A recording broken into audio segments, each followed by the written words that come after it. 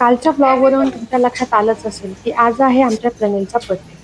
तर मस्त असं सकाळी फ्रेश होऊन घरात सगळ्यांचे आशीर्वाद घेतले.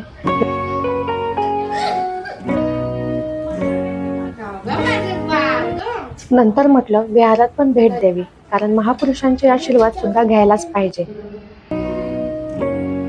तर आता सुरू आहे उन्हाळा, म्हणजे आर्टिफिशियल कोल्ड्रिंक्स घेण्यापेक्षा गावरान कोल्ड्रिंक घेणं कधीही चांगलं. थोडासा आराम करून संध्याकाळी सुरू केली बर्थडेची तयारी.